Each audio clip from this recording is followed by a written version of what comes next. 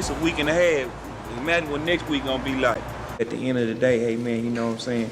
We can't take this shit with us. Man, I'm 16 years old. We doing shows Thursday, Friday, Saturday, and Sunday. It's a blessing to even be able to do things like kings out here, man. These record labels don't want artists to talk to each other. We get to talking too much. We just might put a union together. In my life, personally, I got to see what side my bread was buttered on and who was gonna be real and who wasn't.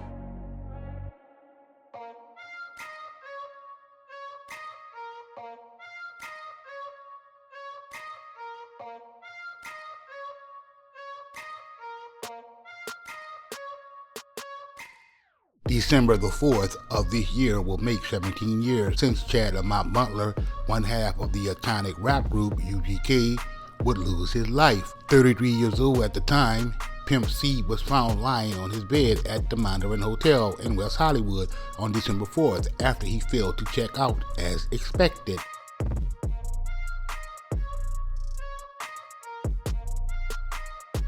Ed Winter, assistant chief of the coroner's office, said the levels of drink in Pimp's system were not enough to kill him or to be deemed as an overdose. News outlets would report that Pimp died from a combination of ODing from drink and sleep apnea. At this hour, members of the hip-hop community are mourning the shocking death of well-known Port Arthur rapper Pimp C. Pimp C, who was born Chad Butler, was one half of the rap group UGK and was found dead this morning in a hotel room in Los Angeles. KPRC Local 2 reporter Mary Benton joins us now live in Southwest Houston with reaction. Mary? In the building behind me on the 9th floor, they are paying tribute to Pimp C on a local radio station. He was a larger-than-life figure in Houston's rap community, and some say across the station, and the country rather, and they believe that he struck a nerve with his listeners because his rap's focused on real life. It is news that has shocked and saddened Houston's hip-hop community. Pimp C at the age of 33 was found dead in his hotel room. At 97.9 The Box, on-air personalities and fans are reflecting on the sudden death of Chad Pimp C Butler, better known as one half of the group UGK. He's just such a colorful personality. He was just a joy to talk to, and he was just such a wonderful storyteller. When you heard Pimp C, you knew that it was Pimp C. You were not confused that it was any other artist from any other city. You know exactly who it was when you heard it. So he definitely had his own style, his own swagger. The rapper was found dead earlier today at a hotel on the trendy Sunset Strip in Hollywood. Since there are very few details on Pimp C's death, many are focusing on the legacy he leaves behind. You lost Tupac, you lost Biggie. Down south is UGK. And right now the whole rap community in general is in mourning because they've lost a legend. UGK was considered one of the grandfathers of rap. In the game since the early 90s, Bun B and Pimp C were enjoying a resurgence. They recently recorded a big hit with the well-known group Outkast. Locals for Willie D says that Pimp C's death leaves a void in the rap industry. And while others may try to duplicate his style, he will never be replaced. You know, I was inspired by Pimp also, even though I came before him. He made great music. He made great music. A lot of people say that he just really rapped about issues that were important to his life and the lives of many of his fans. A lot of people are asking tonight what happens now to UGK since one half of UGK is Pimp C. They don't believe that the group will be able to continue on, but Bun B, they say, does have his own solo career. We are live in Southwest Houston. Mary Benton, KPRC Local 2.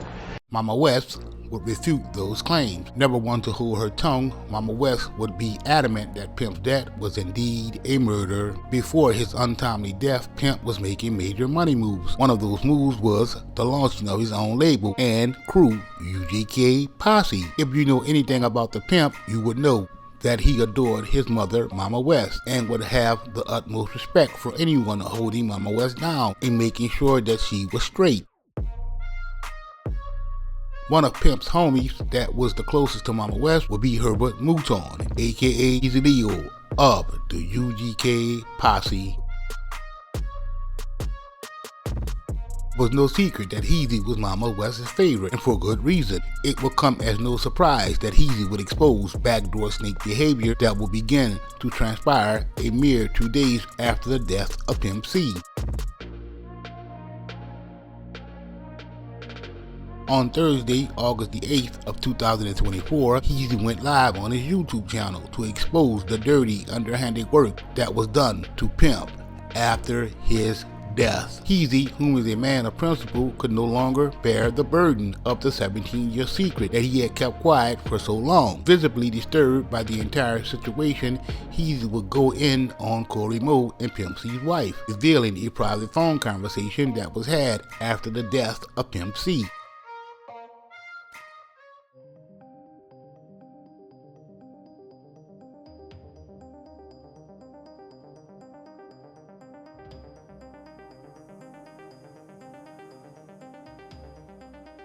In this live video, Heezy would expose the low-down and dirty plot to take control of Pimp's masters and cut Mama West out of any and all proceeds earned from Pimp's music. The story goes like this. 2 days after the death of Pimp, Heezy received an anonymous call with a person on the other end asking him to be quiet and just listen.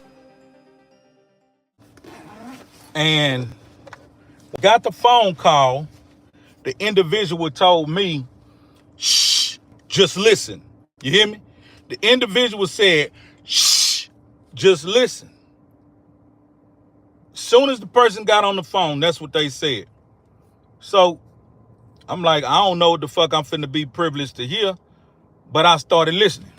It was at this point that Heezy would recognize the voices in the background. What Heezy would hear next would change his life forever. I ain't never told, too many people about this. But when I started listening, I heard some voices in the background. I heard Corey Moe. I heard Corey Moe brother. And I heard Pimp wife. It was some more voices popping up, and I know exactly who it was. Unbelievable to his ears, the conversation would be about secretly bringing all of Pimp's music to an unnamed label without including Mama West. But the conversation was this. Say, we need to get this music, we need to get on this plane, and we need to get to the label. I already talked to the label execs. We need to get this music to the label execs. And bet now one of y'all tell Mama or Heezy shit.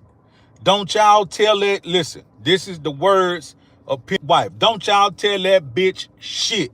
And then Corey Moe or his brother, yeah, don't tell Heezy or don't tell Mama shit.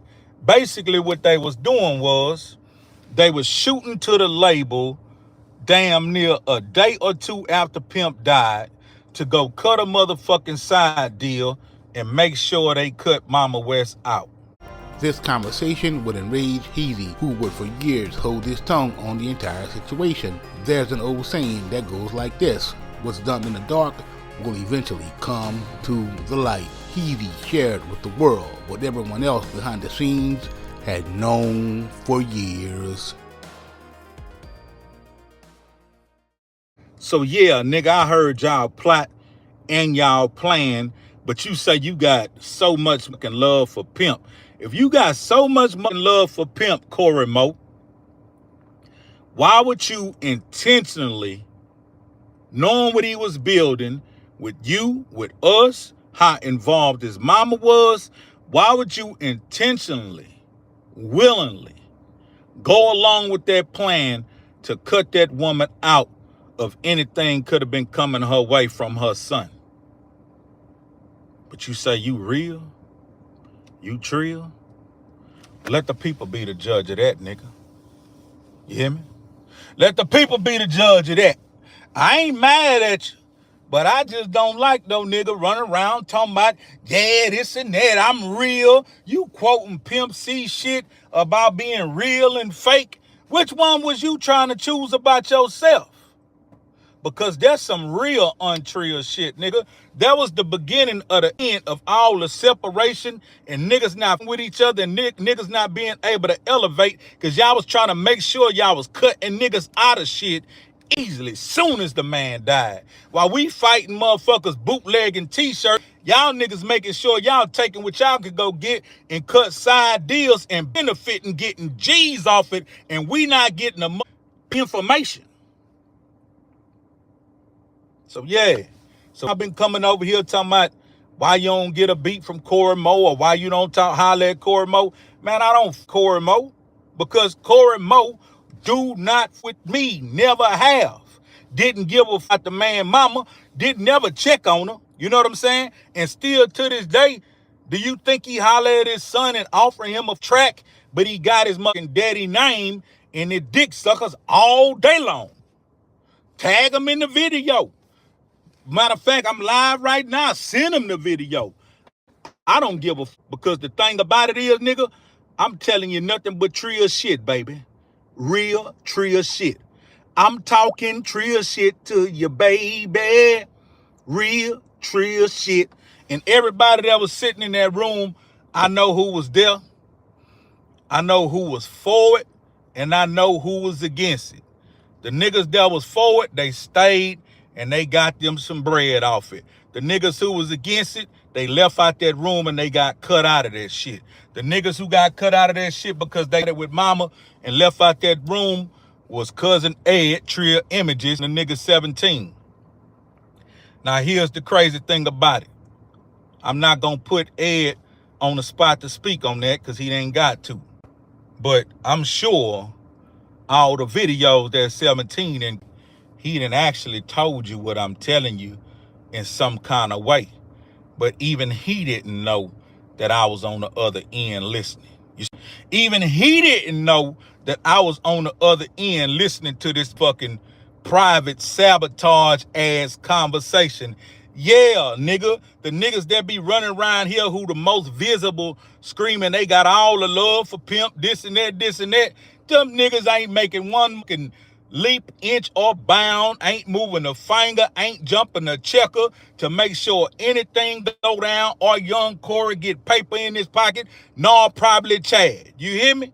So all that old fraud shit about him posting a video today about Pimp saying what's real and what's fake, nigga, Corey Mo, is you posting that video because you trying to tell the public that you fake? Because you damn sure ain't posting that video trying to tell them that you Trill. Know what I'm talking about?